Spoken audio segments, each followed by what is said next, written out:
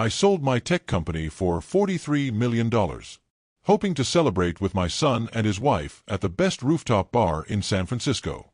But as they danced, a security guard whispered, "Your son slipped something into your drink." My heart sank, betrayal by my own flesh and blood. I got up and left. 20 minutes later, karma caught up with him. Before we continue, please subscribe to the channel and leave a comment with the time where you are now. The city sprawled beneath me, a sea of lights, each one representing a life, a story, a dream. My penthouse was high above it all, offering a panoramic view of the city I had come to call home. A place that had witnessed the rise of green tech, a company I had built from nothing. There, in the heart of Silicon Valley, green tech became one of the world's largest software companies. And now, I had sold it. For $43 million. For a man who had spent 35 years dedicating every waking moment to his work, the sale was supposed to be the culmination of everything. The end of a long journey and the beginning of a well-deserved rest. I had made plans, big plans. Travel the world, visit places I had dreamed about for decades, places I had always put off because there was too much work to do. I was free now. Free from the endless meetings, from the quarterly projections, from the constant pressure of running a company that had grown far beyond what I had ever imagined. But there was a problem. My son, Liam, didn't see it that way. The idea of stepping away from green tech had been in the back of my mind for years. I had been planning this for months, knowing that I had built something strong and enduring. The sale was a relief, but the realization of what that meant for Liam was gnawing at me. I had tried to prepare him, tried to bring him into the business, but he had no interest. No real interest, anyway. Liam, my only son, had always been more interested in the perks of the job than the work itself. He was never interested in coding, never interested in the technical side of the company. His role, if you could even call it a role, was to show up, make the occasional speech, and pretend to be the heir to my empire. I had worked tirelessly to build green tech from the ground up, but Liam? He seemed to think that his inheritance was a given, something that had to be handed to him without any effort. And it irritated me. But it wasn't just Liam. It was Chloe, his wife. A woman I never trusted. Something was calculating about her, something cold beneath her warm smile. She had inserted herself into our family like a parasite, slowly siphoning everything she could from Liam and from me. When they arrived at the rooftop bar for our celebration, I could already feel the tension building. The night was meant to be a celebration. I had just sold green tech, and this was the moment I had been working towards for decades. The deal was done. I had the cash, and I was ready to take my retirement. But as I sat there, watching Liam and Chloe on the dance floor, I felt like an outsider in my own family. Liam and Chloe moved with ease, their bodies swaying to the rhythm of the music. Liam was smiling, his hand resting on Chloe's back, his eyes distant. He wasn't truly present in the moment. He never was. His smile was forced, his laughter hollow. And Chloe, she was all too happy to be by his side, her hand on his arm, whispering something in his ear. I couldn't hear the words, but I knew what it was. The same thing she had been doing for years, controlling Liam, influencing him, convincing him that the company was his by right. That green tech was his to inherit. I couldn't stand the way they moved together. The way Chloe looked at him with that calculated gleam in her eye. She was always watching, always scheming. I had spent years building green tech, creating something that would last. And now, I had to face the harsh truth. My son wasn't capable of running it, and Chloe was only interested in what she could gain from me. I had made my decision. I was going to sell the company. And I was going to leave it all behind. But as I sat at the table, swirling the whiskey in my glass, I couldn't shake the feeling that something was off. The unease settled in my stomach like a stone. It wasn't the drink, it wasn't the company. It was them. Liam and Chloe. They were too happy, too eager to please, and it made me feel like I was being played. And then, as I sat there, sipping my drink and watching them dance, I felt a subtle shift in the atmosphere. A change in the air. I couldn't put my finger on it, but something wasn't right. A few moments later, a security guard approached me. He was discreet, his movements calm and measured, but there was a look in his eyes that told me something was wrong.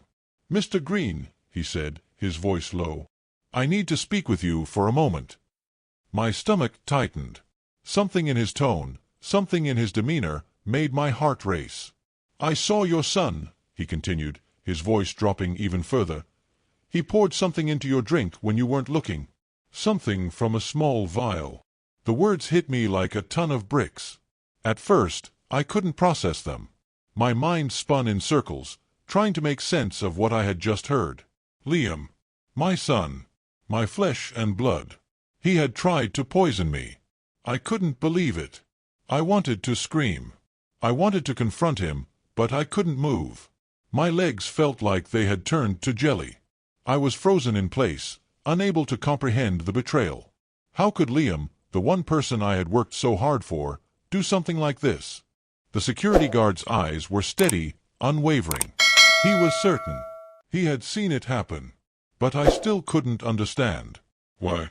What had I done to deserve this? Why would my own son betray me like this?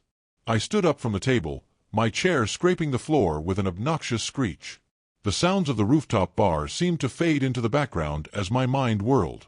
I didn't say a word. I didn't need to. My legs moved on their own, carrying me away from the table, away from Liam, away from Chloe. I had to get out of there. I couldn't breathe. The weight of what was happening crashed over me like a tidal wave. I walked toward the exit, the cold air hitting my face like a slap. The city lights shimmered below me, but I couldn't focus on them. I had been betrayed. By my own son. By the one person I had spent my entire life building for. And now, I had to face the truth. There was no going back. It hadn't always been this way. I had started green tech in a garage in Palo Alto, back when the tech industry was just beginning to take off. I remember the first time I held the product in my hands, the software that would change everything. It wasn't much. Just a small program, but it was the foundation of everything I would build. The late nights, the early mornings, the exhaustion. My wife, Sarah, stood by me through it all. She believed in me when no one else did. She believed in the dream. We lived modestly, struggling to make ends meet. Sarah worked double shifts at the hospital, while I spent every free moment coding, debugging, trying to make something of green tech. I could see the worry in her eyes as the months stretched on, but she never wavered. She supported me. She always believed. But the dream wasn't always easy. There were times when we didn't know if we'd make it through the month. There were nights when I was too tired to even lift my head, and Sarah would bring me a cup of coffee, telling me that everything would be okay. She was the one who kept me going. But then, as time went on, something changed. Sarah got sick. The cancer came out of nowhere. And no matter how hard we tried, no matter how many treatments we sought, it didn't stop. It was a fight that we couldn't win. After she passed, everything changed. I threw myself into green tech, working even harder. It was the only way I knew how to cope. I became more focused, more determined. I didn't want to lose everything Sarah and I had built together. But as the company grew, so did the distance between me and Liam. He didn't care about the work. He didn't care about the long hours, the sacrifices. He just wanted the rewards. And then Chloe came into the picture. She seemed perfect for Liam at first. Smart, attractive, confident. But as time went on, I began to see the cracks. The way she looked at me when she thought I wasn't watching. The way she would ask about the company's assets, about how much money I was making. It made my skin crawl. Now, standing here, staring out at the city, I understood. I had spent my entire life building something, only to realize that the people I had trusted the most were the ones who would try to tear it all down. The ones who thought they were entitled to it. I had to make a choice. The company was sold, and the deal was final. But the real question was this: what was I going to do now? The elevator ride back to my penthouse was eerily quiet. My hands gripped the railing as the city beneath me grew smaller, each floor taking me further away from the rooftop bar and further into the realization that my life, my family, had just been shattered. What had I done wrong? I asked myself that over and over again, trying to find an answer in the cold steel walls of the elevator. Liam. He had always been a mystery to me, even from the moment he was born. Sarah and I had tried to raise him right, to teach him the value of hard work, responsibility, and sacrifice. But somewhere along the way, Liam had strayed from the path. I spent years building this empire, trying to create something that would provide for him, give him opportunities one never had growing up. I wanted him to understand that success wasn't handed to you, it had to be earned. But somehow, he had never understood that. He just wanted the rewards, without the struggle. He wanted the money, the luxury, the status of being the son of the man who built GreenTech, but he never wanted to understand the foundation. As I walked through the door of my penthouse, the weight of the night came crashing down on me. The city lights outside were nothing more than a blur now. The room felt cold, empty, despite the million-dollar view. The emptiness inside me was something I hadn't felt in years, and it was suffocating. I went to the bar and poured myself a drink, something stronger than the one I'd had earlier. I needed clarity, and I needed it fast. I stared into the glass, watching the amber liquid swirl around the edges. This wasn't just about the money. It wasn't even about GreenTech anymore. This was about betrayal. This was about my son, the person I had sacrificed everything for. I couldn't help but think back to the moment when I decided to sell the company. It had been a long time coming. I had poured my heart and soul into GreenTech, but I was tired. Bone-deep tired. The years of non-stop work, the constant grind, the pressure to always be ahead of the curve, it had all taken its toll. I was 65 now. How much longer did I want to live in the chaos of business, when I could finally be free? When I could travel, experience life, see the world outside the office? And yet, here I was, sitting in my penthouse, wondering if I had made the right decision. Had I built this empire for the wrong reasons? Was Liam really the heir to it? Or had I been fooling myself all along? I took a long drink, trying to push the questions aside. The reality of what had happened tonight was too fresh, too raw. I couldn't deny it any longer. My son had tried to poison me. The idea was almost incomprehensible, but the evidence was underground. As I walked out of the bar, I had tried to clear my head. The security guard had been so calm, almost too calm, like he had seen this kind of thing before. The moment he whispered those words to me, something clicked inside my brain. Liam, Chloe, they were in it together. They had been planning this for weeks, maybe even longer. They wanted the money, the power, the life that GreenTech could give them. And if I stood in their way, they would remove me. I remember looking back at them, still on the dance floor, smiling, laughing, unaware that their plan was already crumbling. The idea that my own flesh and blood could do something so vile was too much to process. But I had to face it. I had to acknowledge what they had done. My thoughts were interrupted by the sound of my phone buzzing in my pocket. I looked at the screen. It was Liam. I stared at the name for a few moments, wondering if I should answer. What could he possibly say after what had just happened? What could he possibly say to explain his actions, to make sense of his betrayal? But in the end, I answered. Dad. Liam's voice came through the phone, tentative, like he wasn't sure if I would pick up. Where did you go? We're still waiting for you. His voice sounded normal, almost too normal. There was no hint of guilt, no sign that he had just tried to end my life. I'm leaving, I said, my voice cold, detached. I'll talk to you later. I hung up without waiting for a response. I couldn't bear to hear his voice right now. The betrayal was too fresh, too painful. I sat down on the leather couch, staring at the skyline. I couldn't escape the nagging feeling that something was wrong. I had worked so hard to build a life for Liam, a future where he could be successful, where he could run GreenTech. But it wasn't just about the company. It was about the family, the bond we should have had, the trust. And now that was gone. I thought about the years I had spent raising him, watching him grow, trying to be the father he needed. I had always been there for him, always supported him, always believed in him.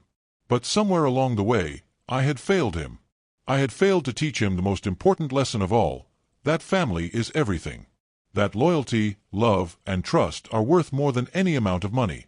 But now, with everything on the line, I was left to face the consequences of my own mistakes. I had tried to give him everything, but I had neglected to teach him the one thing that truly mattered, how to care. How to truly care for others. And Chloe. She had always been there, standing beside him, supporting him in every decision. But what had I really known about her? What had I ever truly known about their relationship? She was always so charming, so calculating, always looking out for herself, always looking for the next opportunity. But this was different. This wasn't just about money. This was about greed. It was about taking everything I had built, everything I had worked for, and using it for their own gain. I couldn't let that happen. I couldn't let them win. I stood up and paced the room. I couldn't just sit there and let this go. I had to do something. I had to take control of the situation. This wasn't just a matter of money. This was about my legacy. And it was about justice. I made a decision. Tomorrow, I was going to change everything. I would meet with my lawyer and make sure the sale of Green Tech went through, but I would also make sure that Liam and Chloe would get nothing. Not a dime. They had shown their true colors, and now they would have to face the consequences. It wasn't just about the money. It was about making sure they understood the weight of what they had done. It was about showing them that greed would not win. I wasn't going to let them destroy everything I had built. And so, I made the call. I would meet with my lawyer, Harold, tomorrow morning.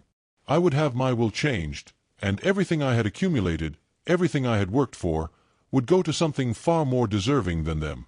The next morning, I woke up early, before the sun had even fully risen. I had barely slept. My mind had been racing all night, going over every detail of what had happened. The betrayal, the anger, the hurt. It all boiled down to one simple fact. I couldn't trust Liam anymore. I couldn't trust Chloe. They were not the people I thought they were. I dressed quickly, my mind still on what I had to do. I needed to get to the lawyer's office and make sure everything was in motion. I needed to protect myself, protect my legacy. But as I looked at myself in the mirror, something shifted. The man staring back at me wasn't just a businessman. He wasn't just a father, a son, or a husband. He was a man who had been broken and rebuilt by his own decisions. He had sacrificed everything for his family, for his company, and now he would have to sacrifice them in return. The man in the mirror was someone I didn't fully recognize. But I knew one thing for sure. He wasn't going to let his son's betrayal define him. Not now. Not ever. The day after the betrayal was the hardest. It wasn't just about the shock of what Liam had done. It was the weight of what it meant for our entire family, for the company I had built. I knew that today would be the day everything changed. I had made my decision. My lawyer, Harold, would help me finalize everything.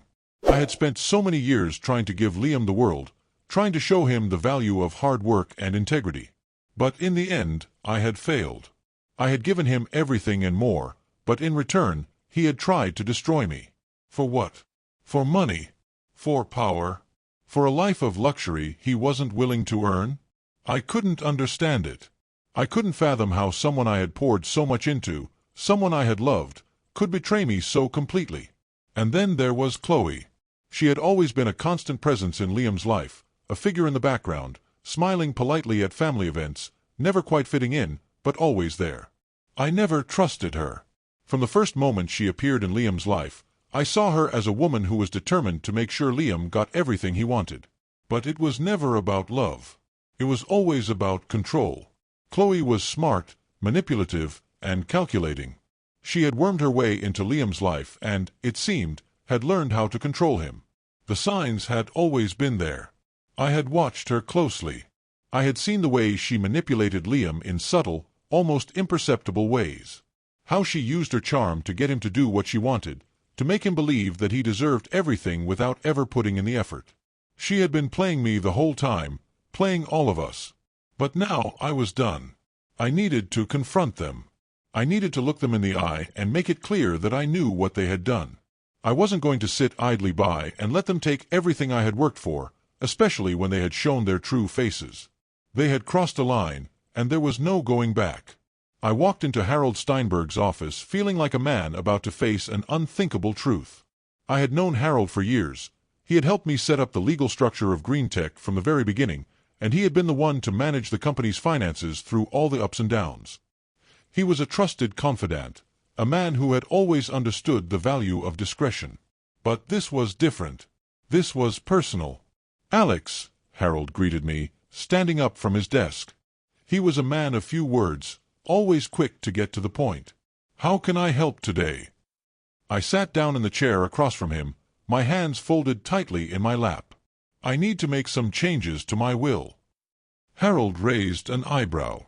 He was always attentive to the smallest detail. "What kind of changes?" "Liam and Chloe," I said, my voice steady despite the storm brewing inside me. "I'm cutting them out. Completely." Harold didn't flinch. He was used to working with clients who made tough decisions, but this was something else. "Are you sure?" he asked, his tone quiet but knowing. He had seen the changes in my relationship with Liam over the years, but this was the final breaking point. "I'm sure," I replied, my voice hardening. "They tried to kill me, Harold. They poisoned me. And for what? Money. A company they didn't earn? I've worked my whole life for this, and they think they're entitled to it." Harold nodded slowly, his fingers tapping on the surface of his desk as if he was weighing the gravity of what I was saying. "This is a big decision, Alex. You're talking about severing family ties. You need to be certain." "I am," I said, my eyes narrowing. "They're no longer my family. They've shown their true colors. I won't let them destroy everything I've worked for." Harold was quiet for a long moment, and I could tell he was processing the enormity of my request. "All right, Alex," he said at last. "We'll make the necessary changes. You'll be free to live your life the way you want. But remember, this isn't just about money. This is about your legacy. The consequences will be far-reaching." I nodded. I knew what I was doing. And I didn't care. The meeting with Harold had been a turning point. The decision was made, and now I had to confront Liam and Chloe. I had to look them in the eye and let them know that the life they had planned for themselves was gone. I spent the rest of the morning pacing my penthouse, trying to steady my thoughts. I had never been one to shy away from confrontation.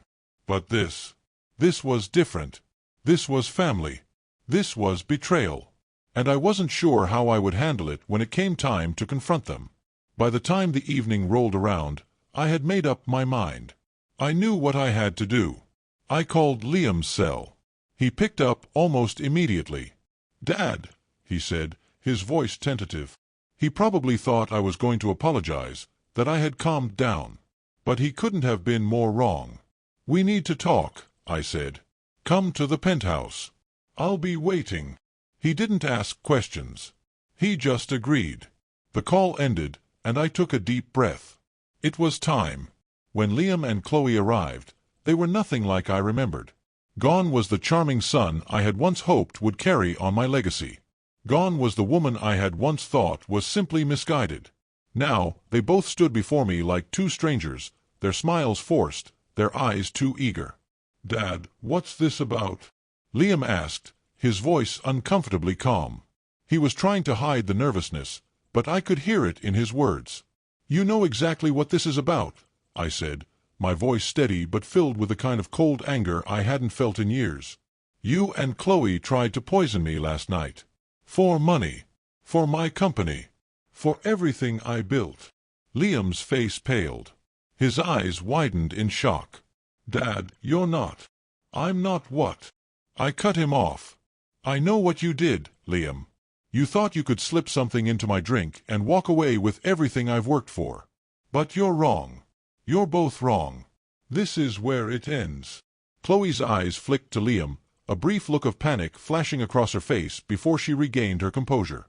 She opened her mouth to speak, but I didn't give her the chance. "Chloe, don't even try.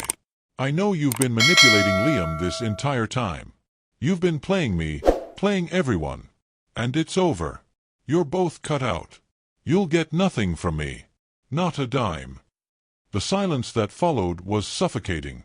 Liam opened his mouth to protest, but I saw the truth in his eyes. He knew. He knew it was over. He knew the consequences. "I'm changing the will, Liam. Everything I have, everything I've worked for, will go to charity. Medical research. You'll have nothing." "No, Dad. You can't," Liam shouted, his voice cracking. "I need this.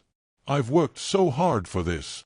"You've worked for nothing," I replied, my voice cold. "You've been coasting off my name, off my work. You've earned nothing, and now you'll get nothing." Chloe stood there, her lips pressed into a thin line.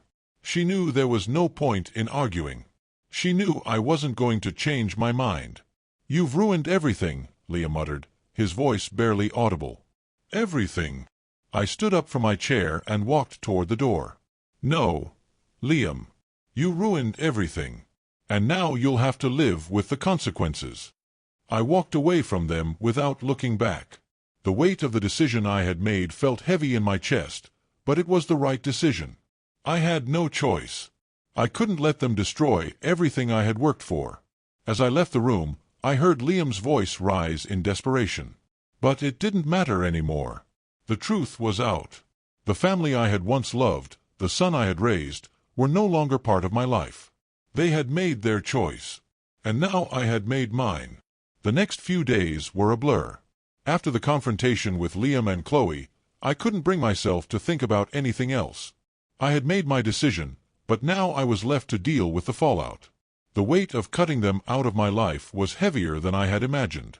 It wasn't just the loss of my family, it was the death of everything I had worked for, everything I had sacrificed for so long. I had spent my life building green tech, but I had also spent my life trying to build something for my son. The company, the wealth, the opportunities, they were all meant to give Liam a future, a foundation to stand on. But he had betrayed me, and now that future was gone.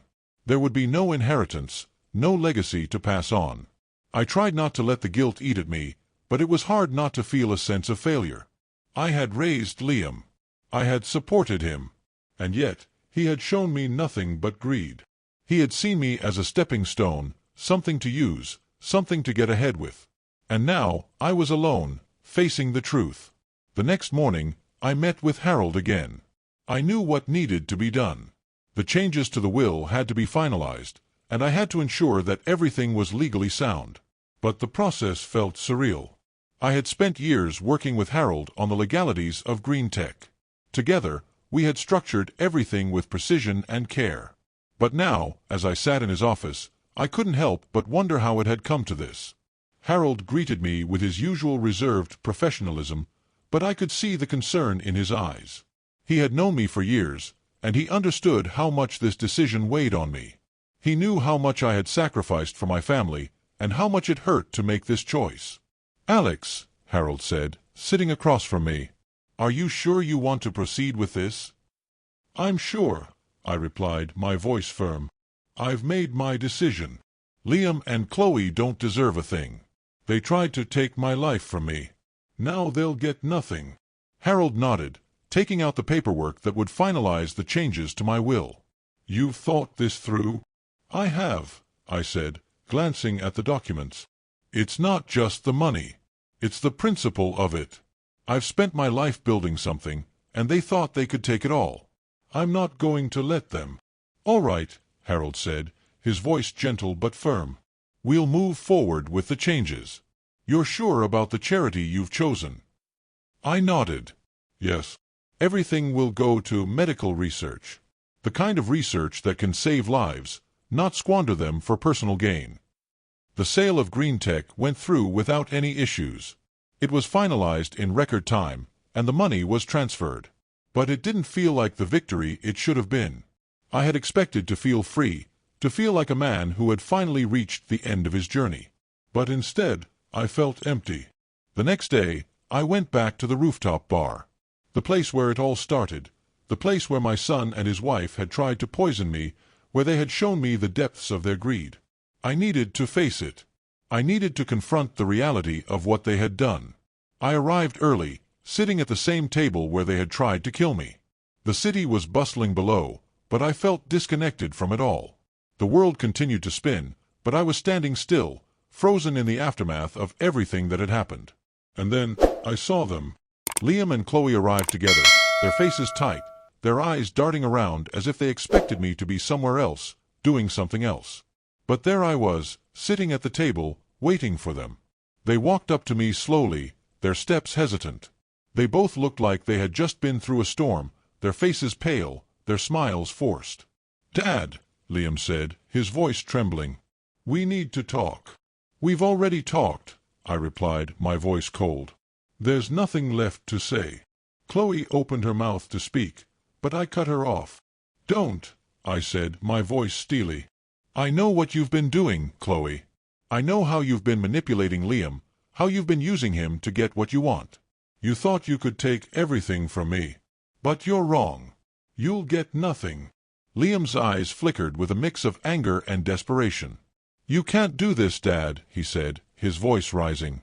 You can't just take everything away from me. I deserve it. I've worked for it. You've worked for nothing, I shot back. You've been coasting off my name, off my hard work.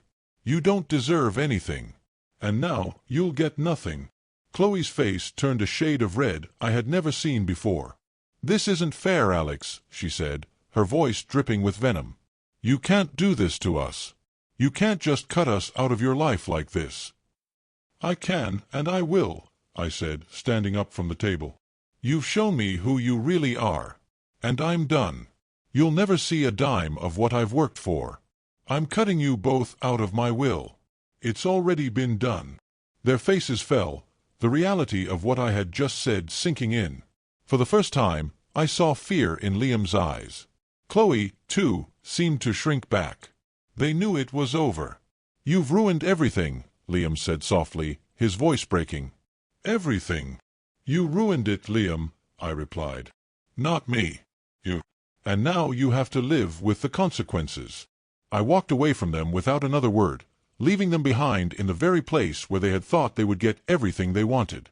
The weight of the decision still hung heavy in my chest, but there was a sense of finality in my steps. This was it. It was done. As I walked out of the rooftop bar, I felt a strange sense of peace settle over me. The city lights glittered in the distance, but for the first time in days, I felt like I was in control. I had taken the power back. I had made the decision to protect myself, to protect my legacy, and I had done it. The next few weeks were quiet. I spent my time going through the motions of winding down my life in San Francisco, preparing for the next phase. The money from the sale was now safely secured in a foundation dedicated to medical research, and I had already made plans to start traveling. But I couldn't help but think about Liam and Chloe. They were gone from my life now, and I couldn't say I missed them. The pain of their betrayal was sharp, but it would fade. They would have to live with their choices, and I would live with mine. It was over. The chapter of Green Tech, the chapter of family, had ended. But for the first time in years, I felt like I was finally free. Free from the weight of responsibility, free from the lies, and free to live my life the way I wanted to. If you found this story compelling, don't forget to hit the like button, subscribe to the channel, and share your thoughts in the comments below. What would you have done if you were in Alex's shoes? Could you ever forgive the betrayal of your own family? Let us know your thoughts. And if you'd like to hear the next chapter of Alex's journey, click on the box to the left to continue the story. Thanks for watching, and remember, sometimes the hardest decisions are the ones that set us free.